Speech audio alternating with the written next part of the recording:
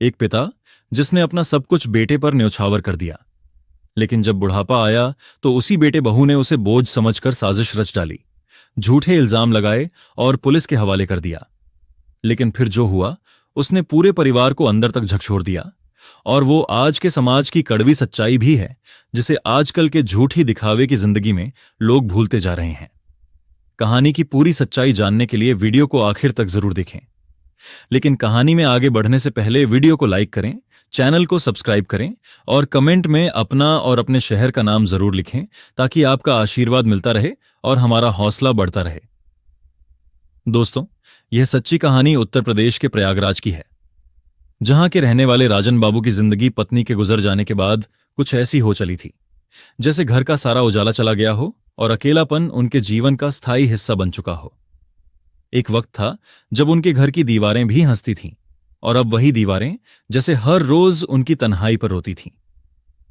इसी तन्हाई से बचने के लिए वह हर साल कुछ महीने अपने बेटे प्रभात के पास लंदन चले जाया करते थे। प्रभात एक बड़ी कंपनी में काम करता था और वही अपनी पत्नी प्रिया और 2 बच्चों ऐना और नील के साथ रहता था। राजन बाबू को बेटे से बहुत प्यार था, लेकिन बहू और पोते पोतियों की आदतें, बोलचाल, पहनावा सब कुछ उन्हें अजनबी सा लगता था। उन्हें लगता जैसे इस घर में रहते हुए भी वो किसी और ही देश में नहीं, किसी और ही दुनिया में जी रहे हैं। बच्चे सुबह सुबह स्कूल निकल जाते, प्रभात और प्रिया भी ऑफिस, और फिर पूरा दिन राजन बाबू घर की खामोश दीवारों को घूरते रहते। वह सोचते, क्या ये वही जिंदगी है जिसके लिए मैंने सब कुछ छोड़ा था? ये कैसा देश है जहां अपने लोग भी अजंबी हो जाते हैं। कितनी बार उन्होंने प्रभात से कहा था, बेटा चलो गांव चले, अपने घर चलें, जहां रिश्तों में गर्मी है, बातों में मिठास है और हर चेहरे पर अपनापन। 4 दिन में सब सुधर जाएगा। मगर प्रभात हमेशा बात टाल देता। उस दिन भी राजन बाबू मन ही मन बड़बड़ाते हुए कुर्सी पर बैठे थे। तभी दरवाजे की घंटी बजी। जैसे ही उन्होंने दरवाजा खोला, सामने सावित्री खड़ी थी, घर की सफाई और खाना बनाने वाली। उम्र कोई 55 से 56 की रही होगी। एक सीधी साधी भारतीय महिला जिसने बीते कुछ सालों में लंदन को ही अपना घर बना लिया था। राजन बाबू ने मुस्कुराकर दरवाजा खोला। आओ सावित्री बहन, कैसे हो? सावित्री ने हल्की सी मुस्कान के साथ कहा, ठीक हूं साहब, आप कैसे हो? जब भी सावित्री घर आती थी, राजन बाबू को थोड़ा सुकून मिलता था। उससे बातें करते करते समय कट जाता था। उस दिन अचानक उन्होंने पूछा, सावित्री बहन, तुम्हारा बेटा तो अब नहीं रहा, फिर वापस भारत क्यों नहीं गई? सावित्री एक पल को चुप हो गई, फिर गहरी सांस लेकर बोली, क्या करती साहब, जो थोड़ी बहुत जमीन जायदाद थी वह बेटा बेचकर मुझे अपने साथ ले आया था। अब वहां मेरा कोई नहीं, और यहां मेरी बहू जो विदेशी थी, बेटे की मौत के बाद मुझे घर से निकाल से यही काम कर रही हूं। प्रभात साहब का बेटा मेरे बेटे का दोस्त था, उसी ने मुझे यहां रखा, लेकिन बोझ नहीं बनना चाहती थी किसी पर।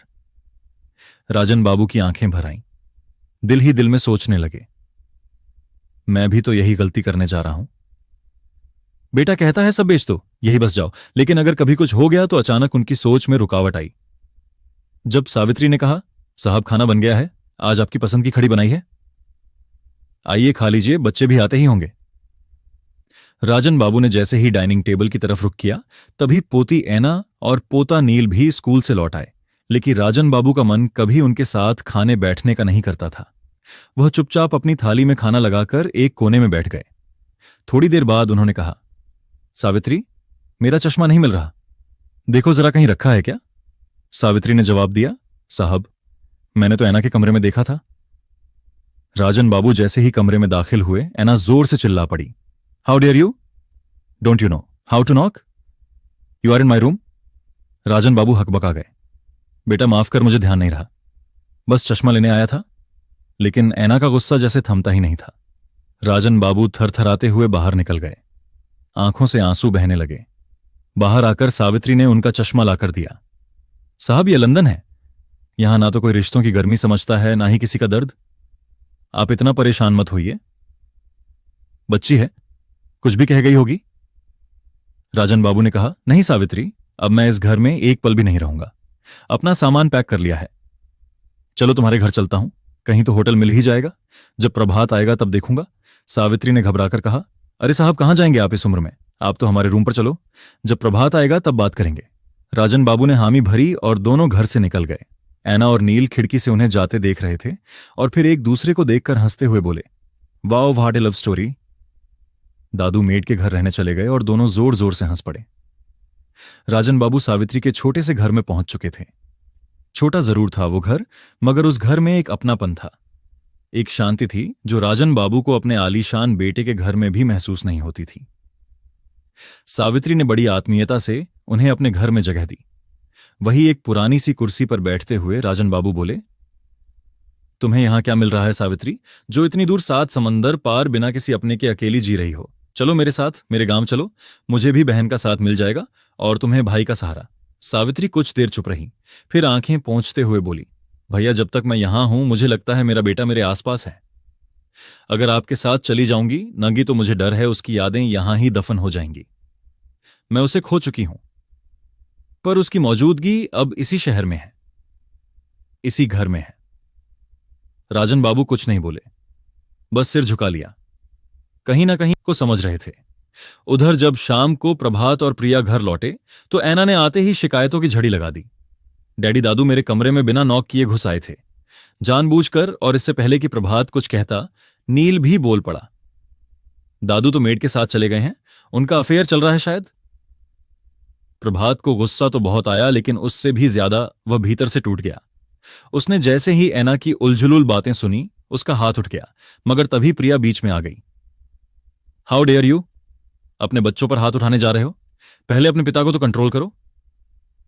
प्रभात स्तब्ध खड़ा रहा, वह कुछ कह नहीं सका। उसकी पत्नी और बच्चे अब उसके ही खिलाफ खड़े थे। अगली सुबह जब सावित्री अपने रोजाना के काम पर जाने लगी तो राजन बाबू ने रोकते हुए कहा, आज से तुम कहीं नहीं जाओगी, अब तुम्हें घर घर जाकर काम करने की कोई जरूरत नहीं। माना कि तुम मेरे गांव नहीं चल सकती, लेकिन मैं तो तुम्हारे घर में रह सकता हूं ना।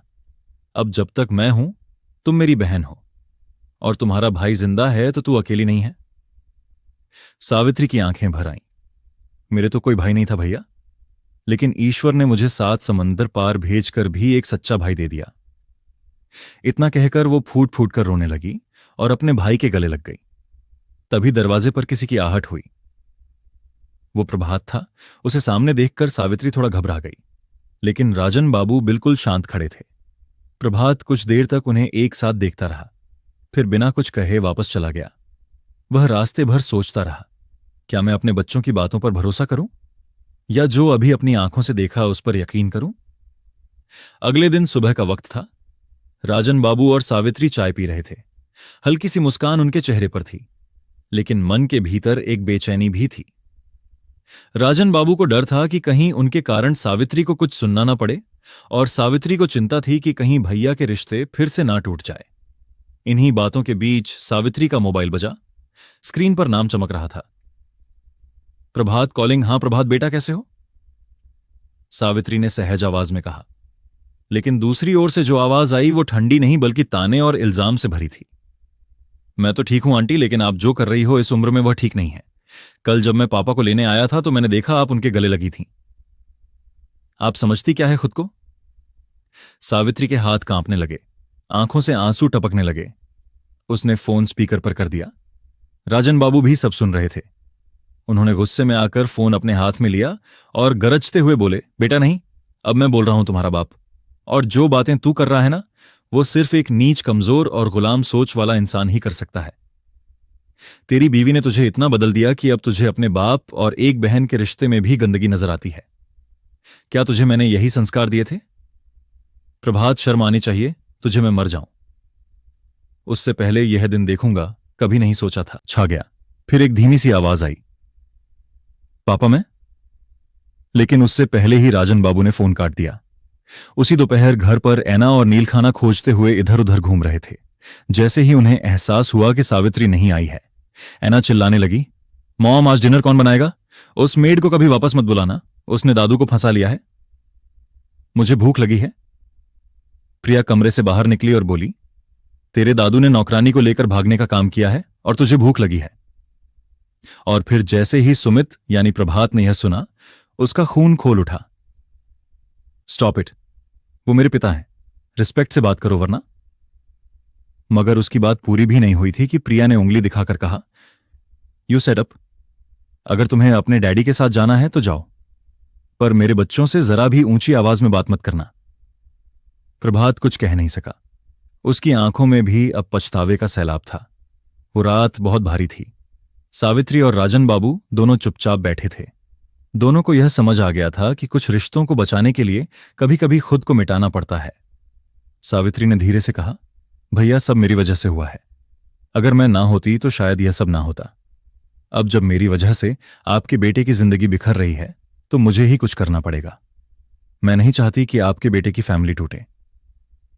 मैं नहीं चाहती कि कल को आपको खुद पर अफसोस हो।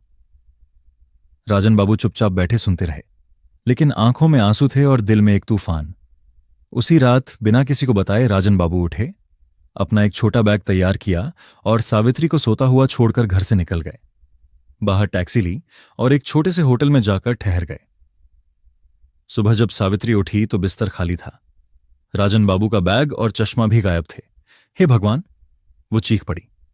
भैया कहां चले गए? उसने बिना समय गवाए प्रभात को कॉल किया। बेटा तेरे पापा कहीं चले गए हैं? सुबह से नहीं है। मैं डर गई हूं। प्रभात का दिल धक से रह गया। नहीं आंटी, यह सब मेरी गलती है। मैं पुलिस को कॉल करता हूं। मैं उन्हें ढूंढ कर ही दम लूंगा। शाम के 4 बज चुके थे। लंदन की सड़कों पर भीड़ अपने अपने ठिकानों की ओर लौट रही थी, लेकिन एक परिवार ऐसा था जो बेचैनी में दर बदर भटक रहा था। पुलिस जब प्रभात के घर पहुंची और साथ में राजन बाबू को लाकर खड़ा किया तो सब एकदम सन्न रह गए। उनके कपड़े अस्त व्यस्त थे, बाल बिखरे हुए और माथे पर पट्टी बंधी थी। सावित्री दौड़कर उनके पास आई। भैया क्या हुआ आपको? राजन बाबू ने एक फीकी मुस्कान के साथ कहा, कुछ नहीं सावित्री, तेरी भाभी तो पहले ही चली गई थी, फिर मुझे लगा कि अपनी जान दे दूं। लेकिन किस्मत देखो। पुलिस बीच में आ गई। पुलिस ने प्रिया से पूछताछ की तो वो साफ मुकर गई। मैंने इन्हें नहीं मारा, ये खुद गिर गए होंगे। राजन बाबू ने अपने बेटे की आंखों में देखते हुए कहा, क्या तेरी बीवी ने मुझे धक्का नहीं दिया था प्रभात? क्या यह खून मेरे माथे पर खुद से आ गया? दरअसल बहू के घर राजन बाबू आए थे, लेकिन प्रिया ने उन्हें ताने मारते हुए धक्के दे दिया था और राजन बाबू उसी वक्त घर से चुपचाप निकल गए थे। लेकिन सुबह सावित्री ने जब यह बात बताई थी कि उसके पिताजी मेरे घर पर नहीं हैं। प्रभात ने यह बात छुपा ली थी कि पिताजी रात को हमारे घर पर आए थे, लेकिन वह डरकर पुलिस को पिताजी को ढूंढने के लिए फोन किया था कि कहीं कोई अनहोनी ना हो जाए। खैर, अब प्रभात की आंखें झुकी थीं। वो कभी प्रिया की ओर देखता, कभी अपने पिता की ओर बोलना चाहता था, लेकिन कुछ बोल नहीं सका। तभी ऐना आगे आई और जैसे जहर उगल दिया। दादू और वो मेड दोनों का अफेयर चल रहा है। मम्मी को बुरा लगा तो उन्होंने बस धक्का दे दिया, और वैसे भी मुझे डर लगता है इस ओल्ड मैन से। पुलिस अंकल, प्लीज इन्हें अरेस्ट कर लीजिए। यह सुनकर सब जैसे पत्थर हो गए। सावित्री की आंखें भीग चुकी थीं और प्रभात वहीं खड़ा रह गया, ना बोल सका ना रोक सका। पुलिस ने राजन बाबू को गिरफ्तार कर लिया। सावित्री पीछे से भागी। भैया रुको, कुछ तो बोलो। मगर राजन बाबू ने सिर्फ एक बार पीछे देखा, फिर सिर झुका लिया। सावित्री वहीं रुक गई और प्रभात की ओर मुड़कर बोली, धिक्कार है तुम पर। एक पिता अपने बेटे के घर कुछ दिन को आया था और तुम सबने उसे झूठे इल्जाम में जेल भिजवा दिया। ऐना हंसती रही। ओल्ड लेडी, तू भी उसके साथ चली जा, तेरी भी सेटिंग है ना। सावित्री ने कुछ नहीं कहा, सिर्फ आंखें पचते हुए घर लौट गईं। मगर उसी वक्त प्रभात के अंदर कुछ टूट चुका था। वो सावित्री के घर पहुंचा और उसके पैरों में गिर गया। आंटी, मुझे माफ कर दो, मैंने बहुत बड़ी गलती कर दी है। पापा को जेल भेजने में मैंने कुछ नहीं किया। कुछ नहीं कहा, अब मैं भी उन्हीं के साथ रहूंगा। सावित्री ने कांपते हुए हाथों से उसके सिर पर हाथ रखा। अब पछताएगा वो जब चिड़िया छू गई खेत बेटा, लेकिन चल, अभी हम उन्हें छुड़ा सकते हैं। तू साथ चल, मैं भी चलूंगी। प्रभात और सावित्री पुलिस स्टेशन गए। बड़ी मशक्कत के बाद राजन बाबू की जमानत करवाई। जब वह बाहर आए तो सावित्री ने उन्हें देखकर कहा, भैया चलो घर चलते हैं। लेकिन राजन बाबू ने सिर झुकाकर कहा, नहीं, अब मैं कहीं नहीं जाऊंगा। उन्होंने प्रभात की ओर देखा और कहा, तेरी मां हमेशा कहती थी कि बुढ़ापे में बेटा ही सहारा बनेगा, लेकिन देख, इस विदेश में वह दिन भी देख लिया कि बेटे की बेटी ने मुझे दरिंदा कह डाला। अब क्या बचा है यहां? सावित्री रो पड़ी। भैया, अगर आप समझते हैं कि मैं आपको लेकर बदनाम हो रही हूं तो मैं तैयार हूं आपके साथ भारत लौटने के लिए। मैं बस चाहती थी कि प्रभात का घर बच जाए। राजन बाबू की आंखों में पानी आ गया। सच कहूं, मुझे अब किसी का डर नहीं। बस इस डर से जी रहा हूं कि मेरी वजह से तू ना टूट जाए। तभी प्रभात बोला, पापा अगर आप इंडिया जाएंगे तो मैं भी साथ चलूंगा। अब और नहीं सहूंगा मैं ये सब। मैं तलाक के पेपर तैयार करवा रहा हूं। मेरे लिए अब सिर्फ मम्मी गिर गई है, सर से खून बह रहा है। मैंने एम्बुलेंस बुला ली है, प्लीज जल्दी आ जाइए। प्रभात हड़बड़ाकर खड़ा हो गया। सावित्री ने कहा, क्या देख रहे हो, चलो। और तीनों अस्पताल की तरफ भाग निकले। अस्पताल की आपातकालीन वार्ड के बाहर तीनों लोग, राजन बाबू, प्रभात और सावित्री, चुपचाप खड़े थे। सामने ऑपरेशन थिएटर की लाल बत्ती जल रही थी। प्रिया की हालत गंभीर थी, सर में गहरी चोट आई थी। डॉक्टर कह चुके थे अगले कुछ घंटे बहुत अहम है। राजन बाबू ने कांपते हुए हाथ जोड़े और आंखें मूंद कर भगवान से प्रार्थना करने लगे। हे प्रभु, मेरे बच्चे की पत्नी है वह, मेरे बेटे की जिंदगी की शादी, मेरी पोती की जनी, उसे कुछ मत होने देना। उनकी आंखों से लगातार आंसू बह रहे थे। बिल्कुल बगल में ऐना बैठी थी, वही ऐना जिसने अपने दादू पर झूठा इल्जाम लगाया था। आज वह भी आंखें मूंद कर भगवान से मन्नत मांग रही थी। भगवान, मेरी मम्मी को ठीक कर दो और मुझको माफ कर दो। मैंने बहुत बुरा किया है दादू के साथ। प्लीज। कुछ देर बाद डॉक्टर बाहर आए। ऑपरेशन सक्सेसफुल रहा, अब खतरे से बाहर है, आप थोड़ी देर में मिल सकते हैं। सभी ने राहत की सांस ली। ऐना दौड़कर अपने दादू के पैरों में गिर पड़ी। दादू प्लीज माफ कर दीजिए, मुझसे बहुत बड़ी गलती हो गई थी। राजन बाबू ने उसके आंसुओं से भीगी हथेली अपने हाथों में लेकर कहा, चल उठ बिटिया, अब सब ठीक है, तेरी मम्मी भी ठीक हो जाएगी और हमारा परिवार भी।